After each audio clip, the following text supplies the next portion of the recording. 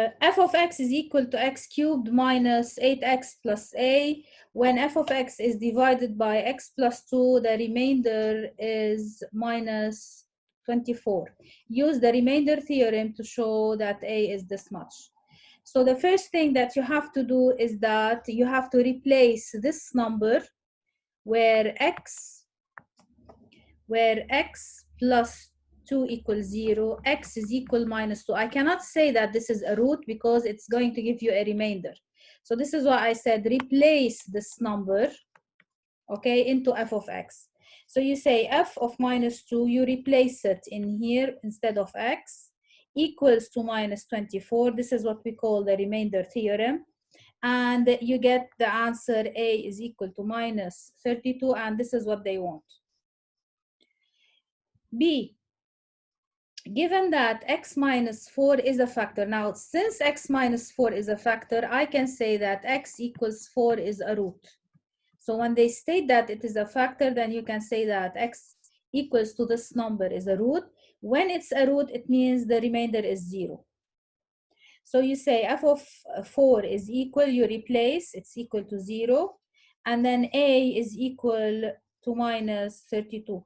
So when it's minus 32, you're going to have 4 as a root. Root means f of 4 is 0. B, write f of x as a product of two algebraic factors. They want two algebraic factors.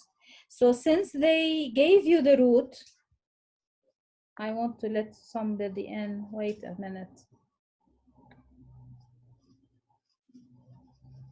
So when they say that it's a root, you can use it for the division. So you can either use x minus 4 for the division or using the long division, if you remember, and x equals to 4, you can use the 4 for synthetic division.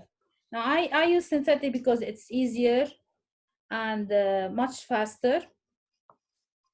So we start. I need to change the color. I don't like to write with the same color. Okay. So now you write the root here, and then remember that in the synthetic division you have to keep the order. So this is x cubed, x squared, x to the 1, and this is the constant. Now number 1 is the coefficient of x cubed. 0 is the coefficient of x squared. So why is 0 the coefficient of x squared? As you can see here, there's no x squared. It's only x cubed and x. So x squared is not there. This is why you have to keep its place by writing a 0. Then the coefficient of x to the 1 is minus 8, and the constant is what we found, which is 32. Now, how do you start your work? Remember that you have to put the first one down, then you multiply, place the answer, and add. So 1 times 4 is 4, 0 plus 4 is 4, 4 times 4 is 16, 16 minus 8 is 8, 8 times 4 is 32, add them up, it's 0, and this is how you would know you're doing the right thing, because it should give you a 0 remainder, because you know that 4 is a root. Now, how do we write it? Since this is x cubed, then this one here is going to be the coefficient of x squared, and this is the coefficient of x, and this is the constant. So this is how you should write it. Part 2, prove that the equation f of x equals 0 has only one real root. So why do we, how are we going to prove that it only has one real root?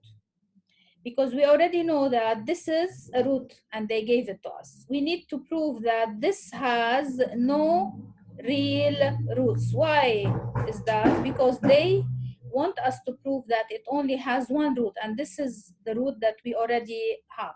So you take the delta and you find that it's a negative answer for delta, and when you have a negative answer for delta, it means that there's no real root.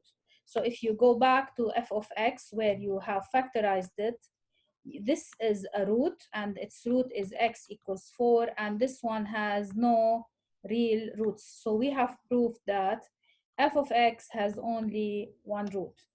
Questions?